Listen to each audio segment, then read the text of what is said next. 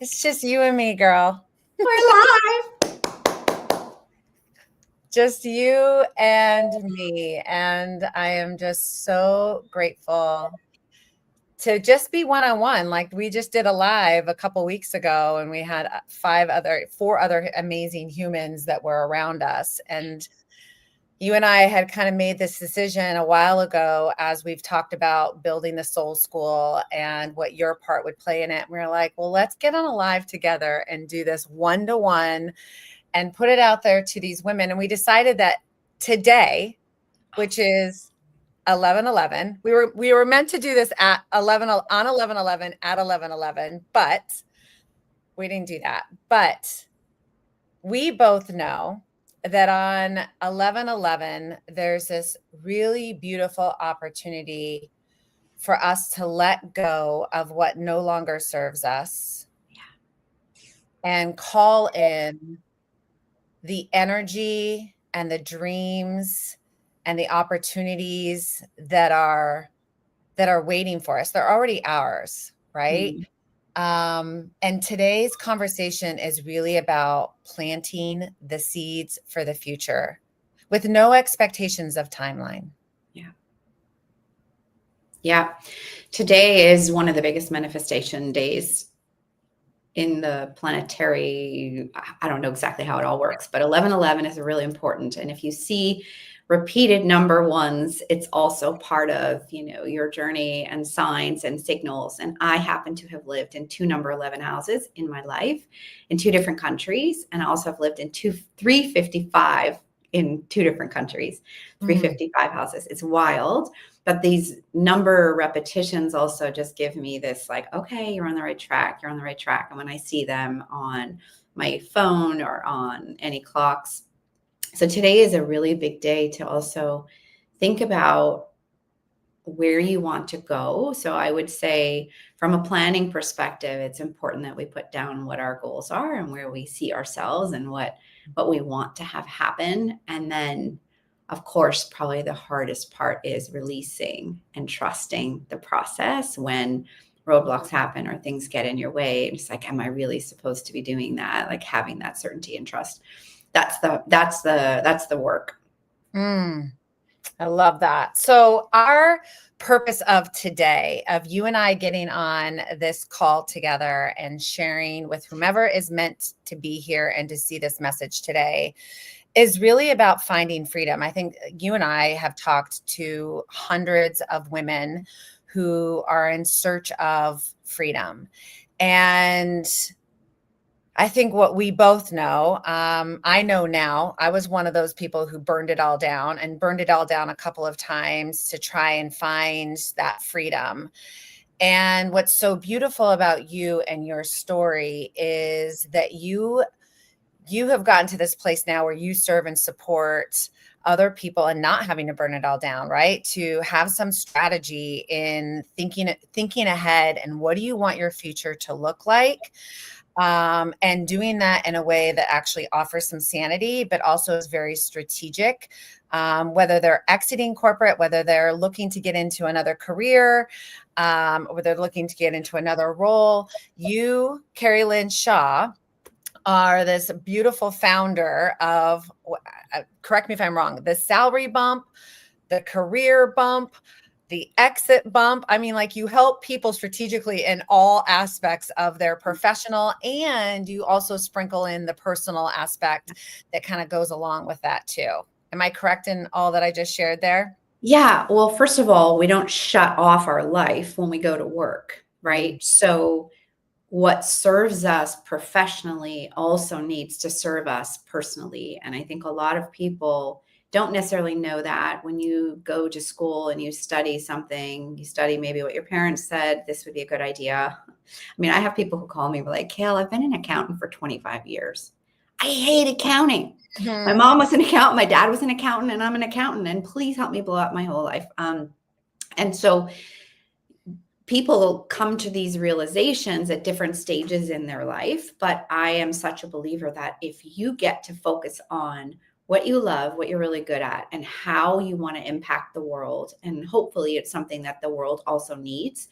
And you get to play in that space. 90% of your day, you will be far more fulfilled. You will be far happier. You will live the life that you always wanted to live. So, yeah, the salary bump was what I started with. That was my first baby.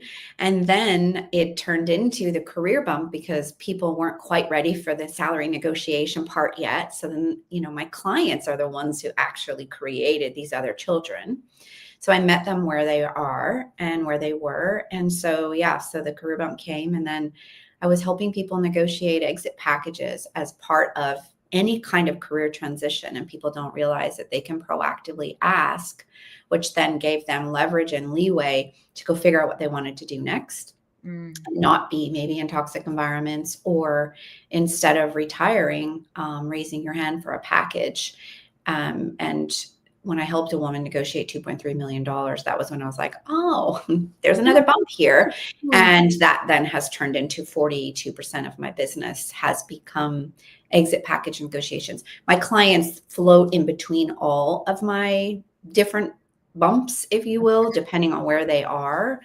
And yeah, it's been a really interesting journey. And I would say not without my own bumps, because, being an entrepreneur and building something from scratch, not knowing if it's a viable business, not knowing if it's something that the world wants or needs, I did know there was a gender and racial pay gap. That I knew, and that I knew was something that the world needs my help. And by the way, everyone listening to this call, we all play a role in this, men and women, and stepping into your own power. And if you're a leader, doing your equity analysis on your team, like if everyone just did that and closed those gaps, we wouldn't have such an extreme pay gap. But that's for another conversation. I knew the world needed it. So then it was just a question of how do I build it and bring it to life? And that wasn't a linear line for sure. There's such a beautiful connection. So I was sharing with you, I think you were actually in Chicago, and I was sharing, I may have shared it with you before, but I remember sharing the Soul School with you and just kind of the premise behind really taking my own experiences and my own challenges of exiting my 25-year career, not knowing that entrepreneurship was going to be one of my bingo card, right? And I really went through a lot of challenges, just kind of facing my hyper independence, right? Not being able to ask for help, thinking I could do it all on my own, blah, blah, blah. And really getting to the stage of my own business and looking back on my experiences as a former educator, going through this experience of building my business and saying, like, I want to help other women who are just like you and I were, right? We were exhausted and burned out and overwhelmed in our careers. And we're feeling that tension that, like, maybe this isn't meant for me. Can I do this for another 10, 15, 20 years? And for many of the women I've spoken to, they're like, no, I want out. And I'm not saying building a business is for everybody, but I think I want, the Soul School is really about creating a space where women can still stay in their corporate gigs, their 9-to-5 gigs. Maybe it's not even corporate. It could be education, could be something else, where they're still getting that paycheck, but they're building this foundation of creating that business that they might have a dream of, right? So they're getting paid. I didn't do this. You didn't do this either, right? We left our careers, and yes, we had a financial runway, but we weren't getting necessarily a paycheck from our jobs while we were building a business. And I remember saying this to you, and you're like, oh, this is a brilliant idea. And you immediately popped in and you were like, and I could help women with the exit strategy and negotiating their exit packages. And I was like, it didn't even click in my mind, but me just sharing that with you and you popping in saying, well, here's how I can serve and support the women within the Soul School. And I have come to believe, as I sat with this, that you are the key differentiator in really the success of the Soul School and the women who enter into that, because not only are they building their future, right? They're also creating this strategic exit plan of where they currently are to serve and support that future as they maybe head into entrepreneurship. So I'm so grateful you're in my life. Well, there was a reason why we met, and you were actually one of the key differentiators in my growth journey. And I think what I loved so much, I think it was Nashville actually, at that taco place that we were sitting at, that you were like planting these seeds. Maybe you hadn't named it yet, but you were trying to figure that out. And I think that's also part of the beauty of exploring. And, you are one of the most amazing coaches that I have ever interacted with. You are game changing in my life, and I know hundreds of other people's lives, thousands. That said, we explore to figure out what the magic is. Some of us immediately like, no, this is boom, this is it. I was really clear on what I was really good at and what I loved. And so my clarity came a little bit sooner, but you don't have to have it all figured out on day one. It's part of the exploration. And I love that. And whether you explore while you're still employed with a W-2, or you explore after you leave, hopefully with a financial runway that we've negotiated. And so thank you for saying that. I believe that this work is a massive differentiator, because most people don't realize. When I talk on any podcast, any speaking engagement, when I mention that you can proactively ask for a package, people are literally mic drop. And I think in this environment, it's even more powerful because as a former CHRO, when we look at the P&L, any CEO flips it upside down in descending order and looks for the highest costs inside any organization. Well, guess what? Is it the highest part? The number one line item is personnel, and that's headcount. So they're always looking at how do we hit our EBITDA numbers? How do we navigate our profit and our revenue targets? And unfortunately, that's the one that gets cut. So you have this advantage that you can go in and talk about presenting it in a way that gives them a good guy, right? Presenting it in a way that says, you know what, I don't know if you actually need my role anymore. Hear me out. Or I think it's time. Maybe you and your CEO, or you and your boss, you and your VP aren't seeing eye to eye, and you know that you're probably on the list to get exited anyway. Proactively getting in front of it means that you've got more negotiating power. And, the woman that I mentioned that negotiated $2.3 million, it was a situation where she was like, I think I'm going to retire, but I'm not really retiring. Like, I'm actually going to go do something else, like fractional or board stuff. And I said, well, if you're not retiring, then let's have this conversation. And she was shook that she was able to do it. It was like a 10-minute conversation. Of course, we did a lot of the prep work in advance, and then there was some negotiation afterwards. But when you don't know what you don't know, that's what makes this so helpful, that we get to share this with the world. And I may layer on top of that, coming back to you for a moment, when you mentioned anyone who has launched a company knows that it is not for the faint of heart. My journey, your journey in building these businesses did not just magically happen. It took an incredible amount of grit and uncertainty and fear. Had the Soul School existed, I have goosebumps just talking about it. Me too, girl. Had the Soul School existed when we launched, Yes, and being surrounded by somebody who can help you with accounting and bookkeeping, somebody that can help you with your sales process, somebody that can help you with your exit package, somebody that can help you with what marketing looks like, somebody that can help you with your branding, somebody that can help you with your website. The entire thing would have saved me heartache, would have saved me probably some tears, would have saved me from having to go find my people. yes. Now, that said, it wouldn't change my journey for anything. It was a really important part of just me becoming, but having those resources and having then that network of sharing that with other people who are also building a business at the same time, because the Soul School is, you're going to find your people inside that group as well. It would have sped up the process. And I would say just one more thing. When I decided to go all in and say, okay, this business is something, but it's not moving fast enough for me, I want to replace my C-suite salary. So let's hurry this up. Like, is this a viable business? Like, let's get to the point. I hired myself 4 coaches.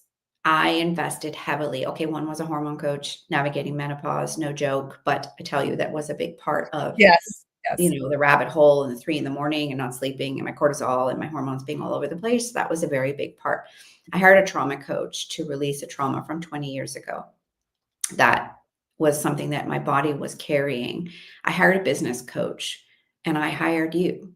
Mm. And, if I look at you and the business coach, you were the others were very clear in getting my baseline right, my foundation right, but I could not have done it without the 2 of you. So essentially that's the soul school, Yes. times 7, because there's 7 other, places to go in the school. But investing in you and having that community is huge, game Ah, changing. I appreciate that so much. And I think, what I hear from that, because I think the work you and I did was really on mindset, right? And Mm, was really kind of reframing past experiences, old stories, what's in your movie right now, why is it there? Really reframing them, and that is such a big part of entering into exiting a system that has really told you how to think, how to be, what schedule you're going to abide by, what work you're going to do, right? There's just, when you step into being a solopreneur, it all falls on you. And I will die on this hill that building your business is probably 51% confidence, belief, mindset, and 49% business strategy, because the business piece of it can waver, right? It can be a little bit of a roller coaster ride, but if your mindset and confidence and belief in yourself is smooth and stable, like, you're yeah. going to get through those waves. So I want to dig in, because I want to ask you a couple of questions that relates to it, but I think it relates to this as we're talking about mindset is we're talking about, so I talk to a lot of women on a lot of different platforms who get into my DMs, they email me, we get on calls, and they are just stuck, and they're almost paralyzed Mm. with fear. And so I'm wondering what your perspective is on, like, why do you think so many women, and I don't just think it's women, by the way, but we're Mhm. for the sake of the soul school, which is going to be serving women, why do you think there are so many women out there that stay stuck in places where they feel undervalued or they feel unhappy? I'm going to answer that in one moment. I just noticed our names are not underneath our pictures, in case you wanted to add those, for people to be able to connect with us.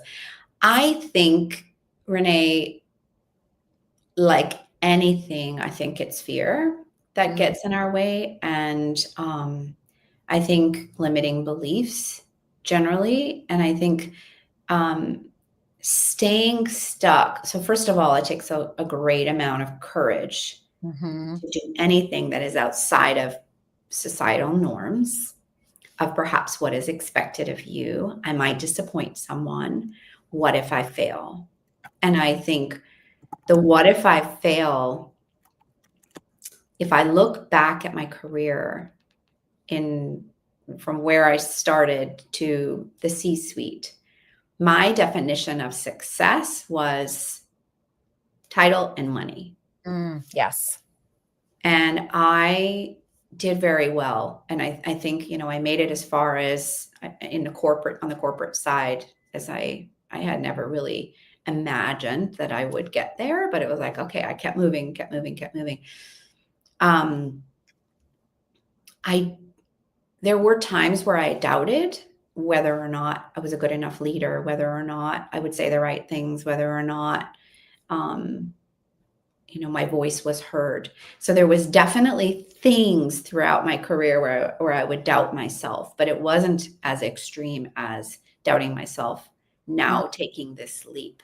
mm. What if I am not good enough to Yes. do this? I never thought I would be an entrepreneur. I never thought for one second that I would own a company. I became a coach 12 years ago to help as an HR leader. I didn't think that I would ever become a coach. Um, so I think the fear of not whatever your fear is it not, I'm not good enough, I'm not smart enough, I'm not pretty enough, I'm not worthy. There's a million things that I suppose throughout our lives we all experience or feel. And I would say that that was under like the biggest microscope as now a business owner, and like convincing like, even the people in my life, like, no, this is something that actually I think is going to be something. But it was like my belief. And then, but if I'm the only one that believes it, like I have to, well, the money will come one day, like when are you getting a paycheck? Because I didn't pay myself the first year. And that was really hard and really scary. Or if, you have a meeting with a client, a potential client, and it's like, is the client going to say yes? And like releasing, it's just such an interesting process. Anyway, coming back to your question, I think fear is one of the biggest things that is knocked down and very hard to find the courage to climb back up. When you get knocked down, you get back up again. Like it felt like every day was ground, like, or, just like all the silly things like technology and your website, and is it crashing, and is the checkout process working, and how do you make it seamless, and things you're not necessarily good at. You're a great coach, but are you a techie? Like, are you? Probably not. So like having to be you had to have everything in your toolkit in order to build this, unless you have a support system. So I think it's scary. And not having your regular paycheck, I would say, is another big fear factor. What if it doesn't work out? How do I pay my bills?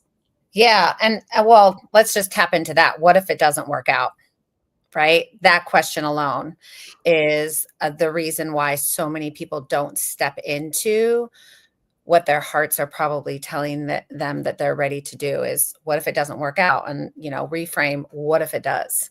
What if this becomes everything that you're searching for? And I think oftentimes the women that I speak to, that's the first thing they'll say is, I want the same amount of money that I'm currently making right now. Like I can't do life without making the same amount of money that I'm doing now. And so I think that that's often the reason why people stay, the golden handcuffs, right?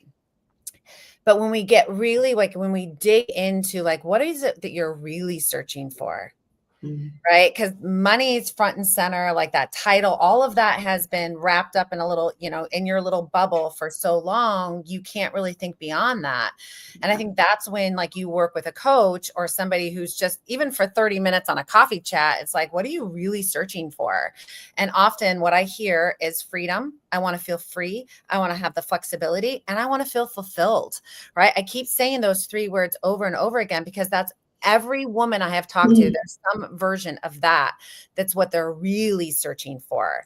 Yeah. And you can have it all. You can have all of that, and you can have financial security. But and this too, there's sacrifices that you need to make in the interim, right? To get to those places of freedom, flexibility, fulfillment, and financial security. It's not going to be a seamless leap. However, just to plug the soul school again, however, hearing that money is usually the driving force between people staying stuck in their careers and not exiting.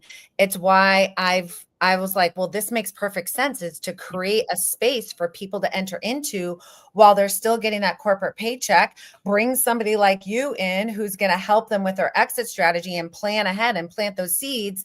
And now they've got their first year of their business under their belt, and they can make a decision on whether or not they want to leave after that first year, or they want to keep building their business with the protection of their financial security, right? So, but here's the thing, you're going to have to sacrifice some time and energy to do both of those. You're going to have to sacrifice, maybe some evenings or maybe some weekends to learn about building your business while you're still in that, high stress 9-to-5 job. It's how bad do you want it? Yeah, totally. Right? How bad do you want it?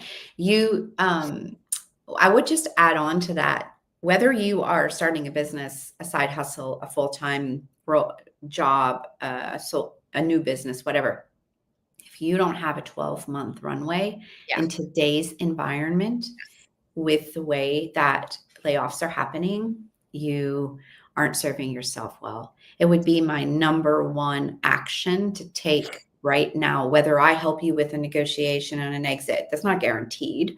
So I can't guarantee how much we're going to get. I can't guarantee that it's going to, like, right? I mean, we have great success, but you have to have a 12-month financial backup plan in looking at your expenses. So that would be step one before anybody takes any action. That would be my biggest recommendation, because I actually also believe that you don't necessarily need what you think you need. When you look at where you're spending and things that you're spending, Yes. where like just where I spend today versus being a Yes. corporate girly, I mean, I'm not buying the handbags and the shoes and the clothing that I used to buy. I'm not investing. I work from home, so I'm not spending on a car and gas and the things that I used to spend on. And my version of success has changed.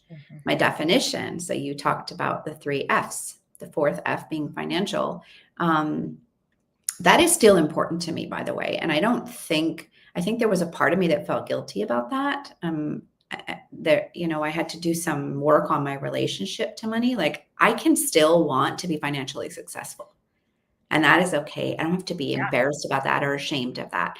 But that's not my number one definition of fulfillment, freedom, and flexibility. Those are my 3 number one categories that I spent 6 weeks in Europe this summer. I can work from anywhere.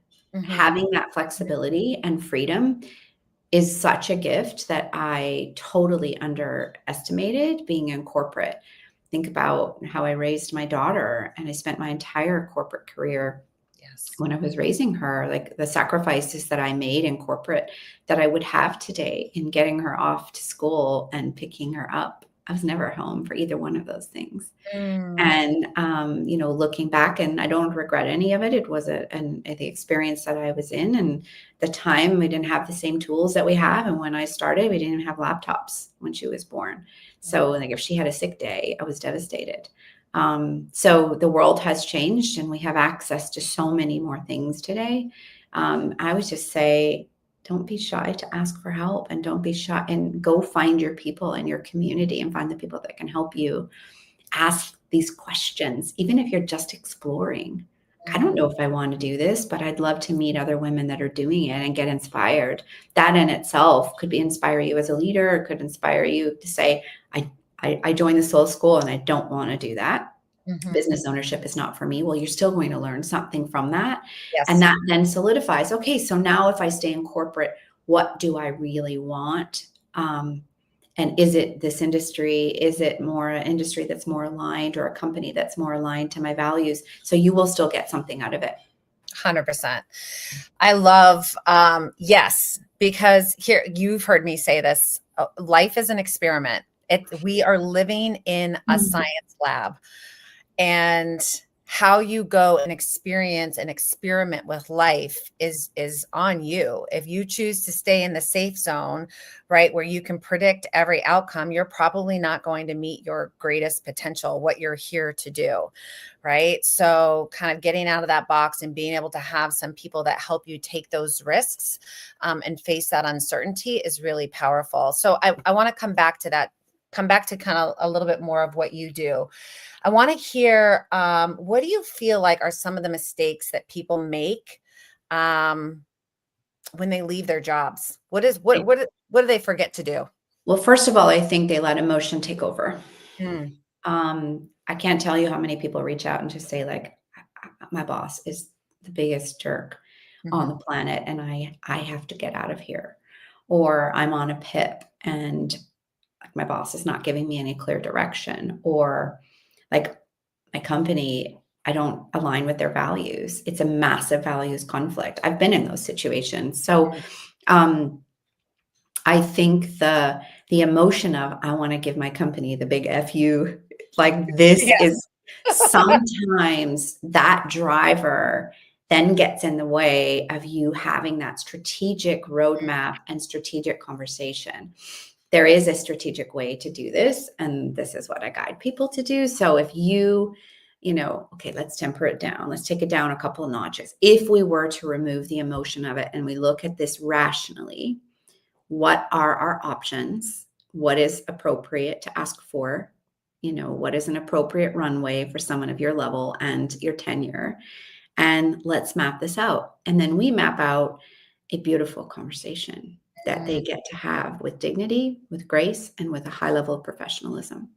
Because if you come in guns a-blazing, I can promise you, as a former CHRO sitting in that seat, someone comes in and is a total jerk, they're not getting as much from me. If someone comes in and has a really thoughtful conversation with me, it's a very different outcome. So it's the honey and vinegar. You will get far more if you plan this conversation and you plant the right seeds. And you also observe what's happening in the organization. So if the organization has just announced their quarterly earnings and they're really poor, it's a good time to ask. If you and your boss, it's clear you're not seeing eye to eye, and it's clear that this is not a path that makes sense, proactively having the conversation to say, listen, I sense something's off here with us. I sense that I'm not meeting your expectations. Again, this isn't the first conversation you have. I'm just giving you a generality, but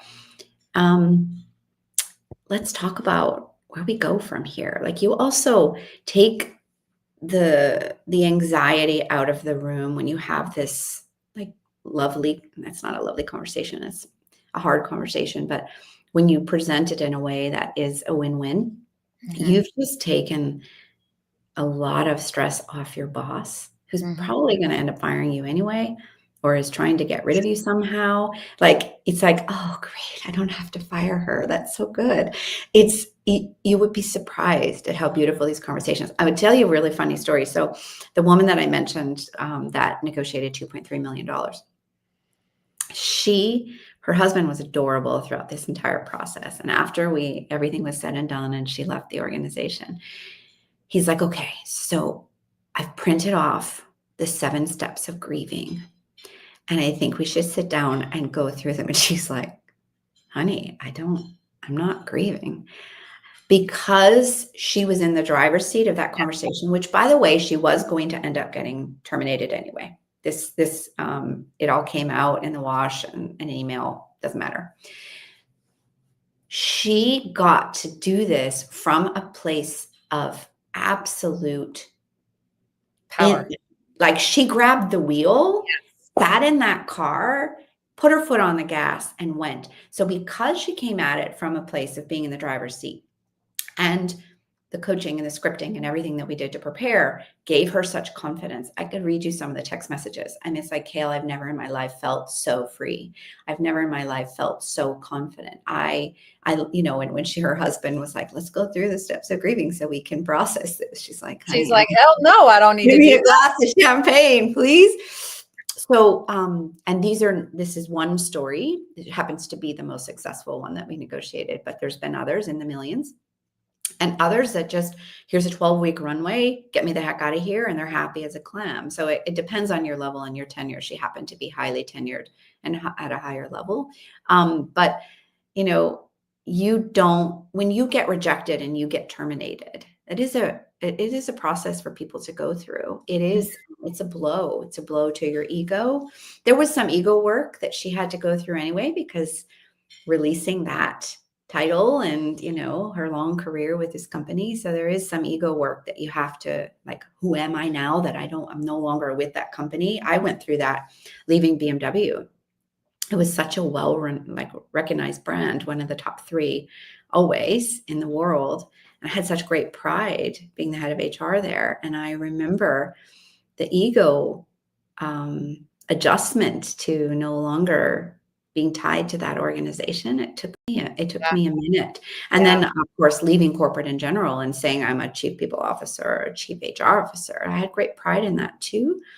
So there was some things for me to work on myself. Like, okay, so if I'm not tied to that, what am I? Who am I? And to know that I'm enough, even without any title. And then I'm right where I'm supposed to be.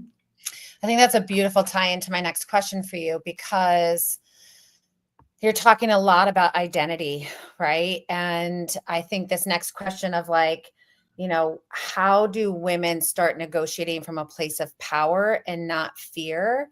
I think a big part of that is helping them also recognize who they are beyond the title that they carry or the company that they work within. So how do you, and I think it is different for women versus men, right? I think, not to say that men don't also negotiate from fear, but I think women, as a society, a part of our stories and how we've been trained is that we don't ask for what we deserve. And Mm-hmm. so how do you help women when they're in this space, like you're talking about this woman, who got 2.3 million? It's how do we negotiate? How do we help women negotiate from a place of power as opposed to, oh, I don't deserve that, or I don't want to have that conversation, I want to put them out? How do you help them negotiate from that place? Yeah, I mean, that's a really loaded question because it's not a couple of minute answer. There's a lot to unpack. There's a lot to unpack around your relationship to money, around your limiting beliefs around money. What I always find to be extremely helpful is using facts and using market data as a grounder for them, right? So just because you're at a certain company making a certain amount of money doesn't mean that that's actually what the market is paying. So I always bring in factual data to say, this is what the market is paying for this role that you're interviewing for. This is what the market is paying for the role you are in. You are grossly underpaid. Let's talk about that. Let's talk about how we close that gap, whether we're getting you a promotion because you're in an interim role and you want to land that role, whether you're leading up to your Q4 discussion and putting together your self-assessment with your boss. It's more about how are you leading these conversations in the driver's seat. So we need to unpack some of the muck over here, unpack the limiting beliefs, what's getting in your way, your fears. But we're also looking and spending some time on what you really want. What do you value? What do you care about? How do you want to make a difference in the world? What do you want to be known for?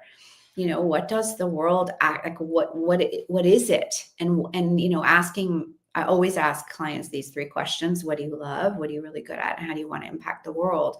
Because if you can, I feel like my 30-year corporate career, and you can probably, I've heard you say some similar things, but like your 25-year career as a principal and in education, like it's almost like this magical, everything I have now in my hands has brought me to this moment that I now get to share this with the world.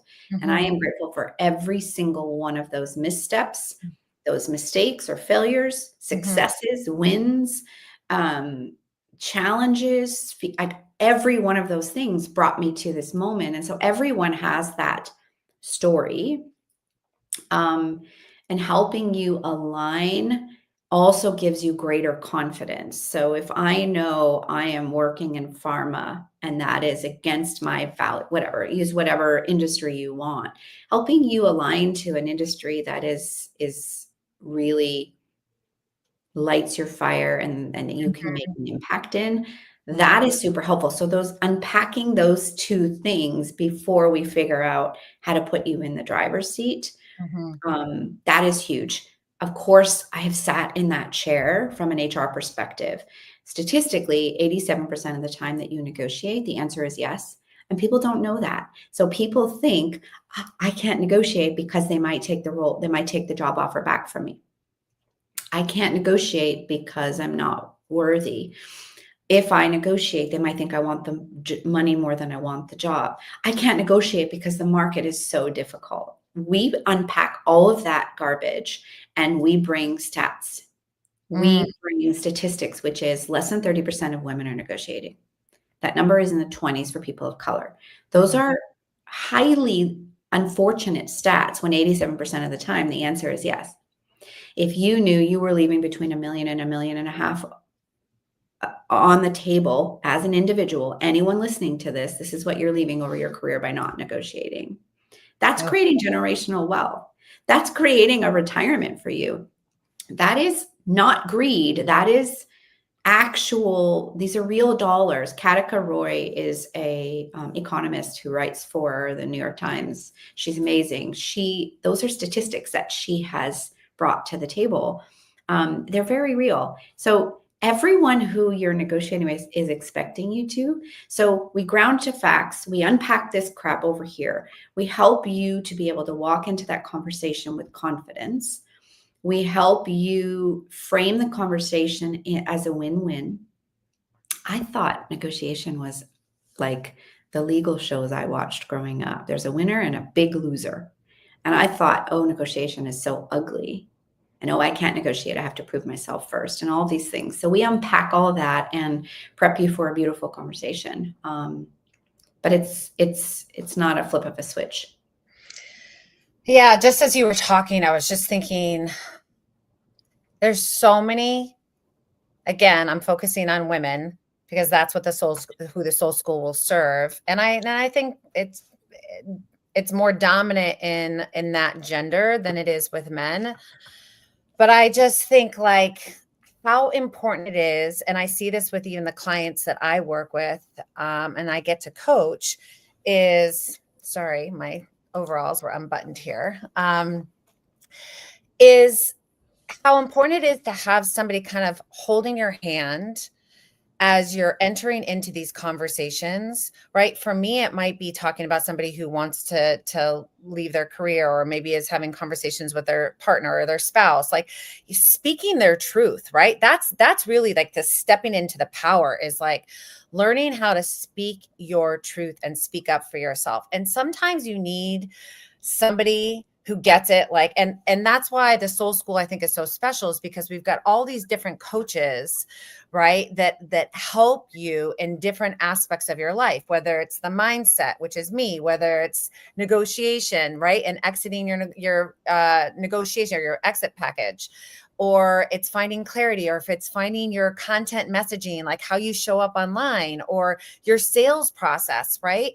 Like having somebody kind of hold your hand and walk you through all of the fears that you encounter in those situations, right? Fear of judgment, fear of failure, fear of rejection, fear of abandonment, right? All of these fears kind of come up. But if you've got somebody who's got the expertise and the experiences kind of walking you through that and holding your hand, it makes all the difference. And it's like you've got your ride or die cheerleader hype girl, like hanging out with you on your side as you go and have these conversations. I think one of the big challenges that happens with people who are taking this leap is it's an investment. Yes. And one of the blocks is, how can I pour into myself? Mm-hmm. Of course, we know we're pouring into ourselves and our business. How can I pour into myself with I'm not making money yet? I faced that.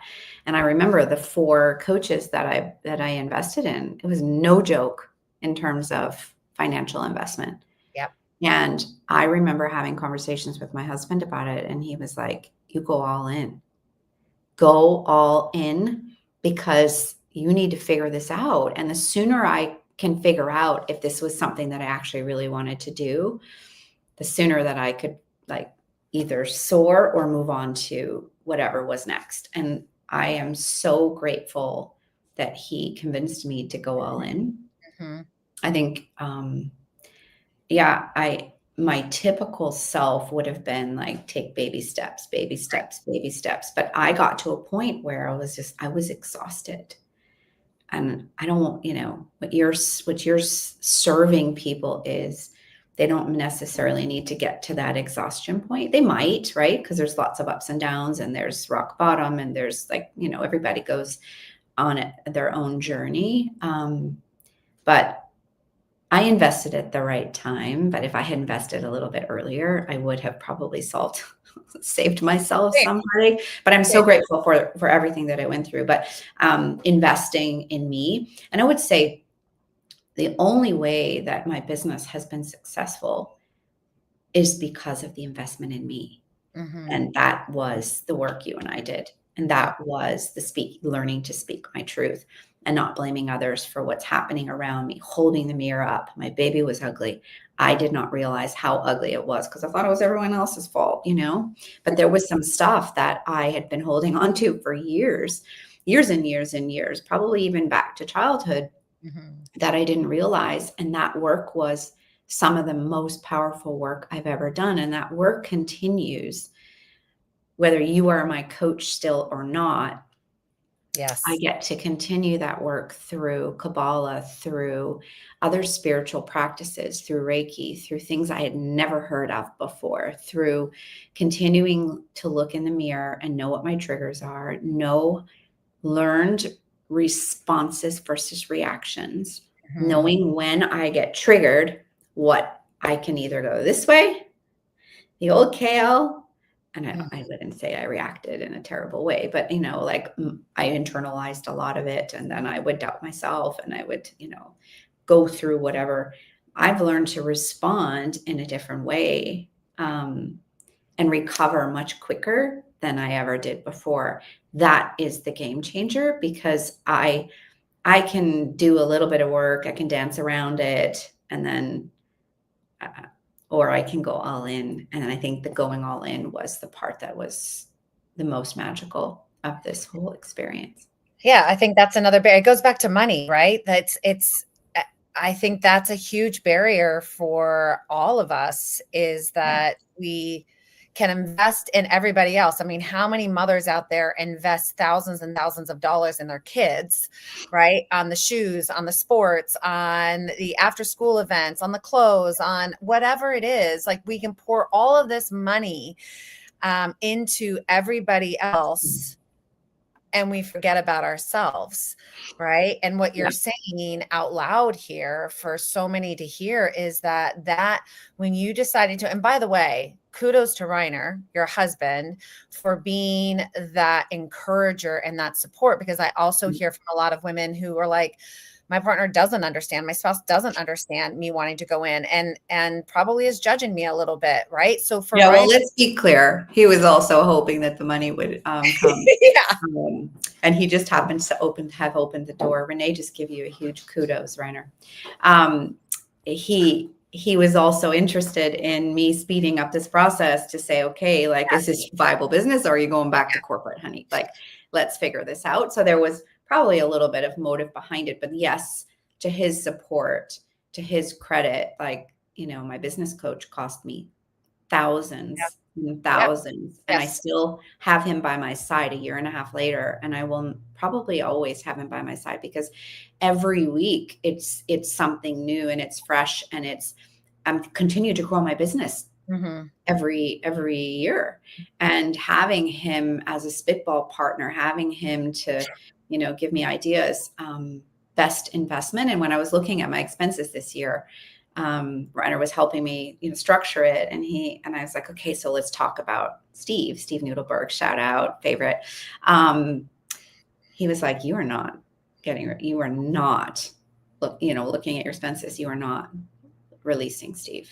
He has been such an important, critical part of your business. So, yes, there's different motives. And, I would say he was a super support, but I also felt like I had to prove it to him. And I doubted myself a lot. And if I was talking to him, he would say things and I would get very triggered by them. Not necessarily was he saying anything wrong, but I hadn't done yet the work on myself. So it's all a process. It's a beautiful, messy process. I think you bring up something really important. And, I want to bring this back to the soul school is we know, so you've talked about money and investing in yourself and what that has cost you, right? Without putting a number to it. But here's the thing, when we go into building a business, we can spend thousands upon thousands of dollars, sometimes in the wrong people, right? I've hired a couple coaches that weren't a good fit for me, and I've spent thousands of dollars on the wrong fit.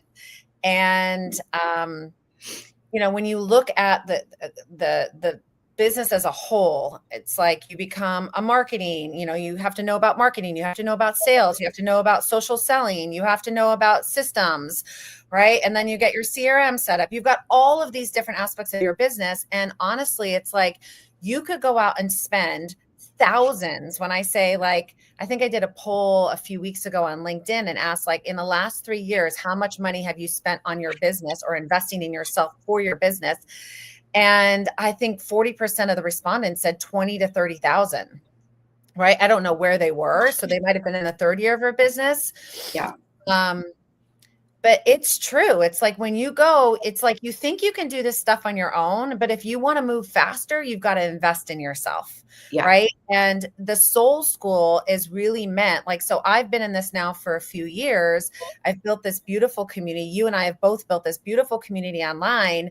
We have these trusted resources, these vetted coaches who, multiple people within our circles go to and ask for help.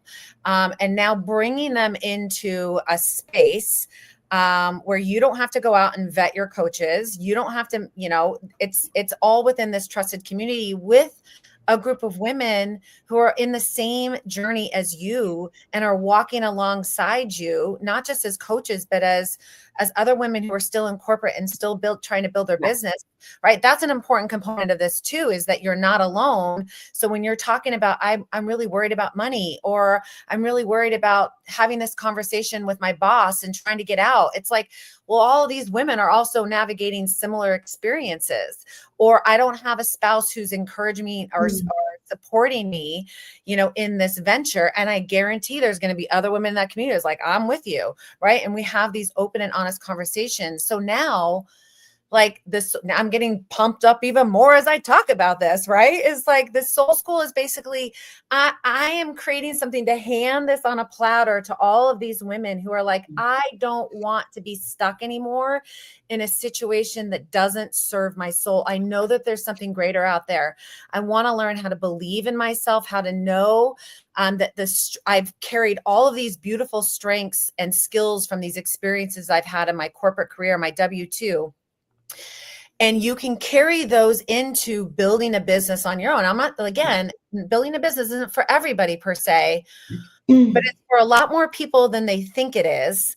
And you have what it takes if you can be committed to the process. And so here's the Soul School that's basically saying, here you go. You can build that first year of your business with vetted coaches and resources, probably at a fraction of the cost of what you would be paying individual coaches for what you would be getting within the Soul School. Not to mention, you said you made a couple of mistakes. I don't believe anything is a mistake, but you may have chosen the wrong partners. People also choose to invest in the wrong places. My website needs to be like, it doesn't. You need a website, but it doesn't. Like there's, taking that advice from people who've been there and done it, where you can also save.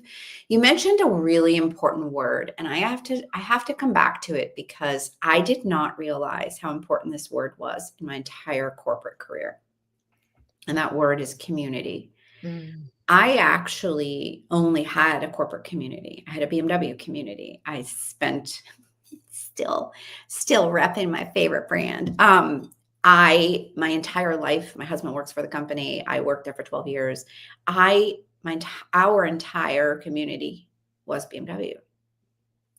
I left and went to a couple of other brands and I never rebuilt that community. I didn't stay there for any of them for 12 years, but I didn't realize how important it was to have a community outside of my work community. And there's a lot more communities that exist today. Back in those days, earlier career days, they didn't really exist. I didn't have time to go to any live events because I was raising a baby and trying to navigate career and any kind of life. But I have built an incredible community through the LinkedIn platform, I'm sure you have other platforms, TikTok and Instagram, but social community, people are really seeking it.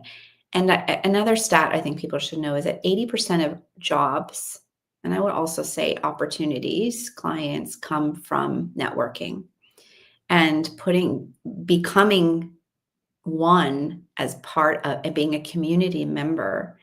I underestimated the power. I am part of several communities today. The Soul School is going to be a really incredible community to serve you, but finding your people, I really underestimated it. And part of these communities, I've gone to cities and been with 16 random strangers that I met on the internet, several times, which, you know, if I asked my corporate K all that, are Mhm. you out of your mind? Mhm. Nope, nope, I'm doing it, and have now actually found best friends as a result, Yes. which is a very surprising, as a woman who's 53 years old, very surprising to me that happened. And I think for people who are earlier in their corporate career, do not sleep on community, whether it's the Soul School or some other community. Yes. Find your Yes. people that are outside that can help give you a different perspective, and build a network so that you are establishing yourself, and you're not only then tied to the brand and to the corporate job that you have. Find your people. We're going to wrap it up here, but if you could give women one piece of advice who are, just as we've been speaking to today, are feeling stuck and tied to a career that doesn't feel aligned to who they are anymore, and they're seeking another route or another pathway, what one piece of advice would you give them as they are searching for those next steps? Yeah. Oh gosh, there's so much, but the three questions that I mentioned earlier, there is so much power in answering, what do I love? I mean, light your fire, love. What am I really good at? I mean, hands tied behind your back, eyes closed. And how do you want to make an impact on the world? Mm, The answer to those three questions gives me goosebumps every single time. It becomes your talent reel. You know, when someone asks, tell me about yourself, that's your answer. It becomes your story. It becomes, wow, if I could spend more of my life doing the things that I'm innately good at and that really light my fire, whew, yeah. that is like, sign me up. So if you are able to like take a pen and paper, like I mean a real pen and paper. I did it today for something that I'm blocked with, and asked for some guidance. Take a pen and paper and really put your thoughts down. Once you have some answers to those questions, you can start then reaching out to people in your network or new people. I take 20 new calls from random strangers every week. You take calls from people every week. You can sign up and have a coffee with me, no strings attached, just to explore. I'm a super connector. I will introduce you to people that could change your life. And I know I've introduced people that have been game changing. Find your people and start to explore what you can actually do with this. I think Mm. it'll help to be a really important guide. I just, I mean, I think when I think about the soul school, I think had I not had you in my world or had even had this conversation with you, I think the soul school would have been great. But I think bringing you in with your expertise, with your knowledge from your former background, how you serve and support, and also the journey that you've been on yourself, this personal development journey, you are the key differentiator to what sets the soul school apart from other programs that are out there that might have one coach that basically serves every, all the things, clear, getting clarity, finding your content and messaging, right, building your brand, launching your offers, your sales strategy. Like usually it's like one coach doing that across the board of all of them, but having four different coaches in, but then also bringing you in to now serve and support women on not only thinking about their business, but also like how can they exit this chapter of their lives in a way that makes sense for them, and begin to plant the seed early on so that they're strategically planning that exit from this chapter as they enter into this new chapter. I'm going to say it publicly. I'm just so grateful that you said yes to being a part of the soul school, being a part of this journey for me, and for all the women who enter into this space that are like, I want what they have. And we're basically saying you can have it. Wow. Thank you for that. When you are aligned in the work that you do, Yes.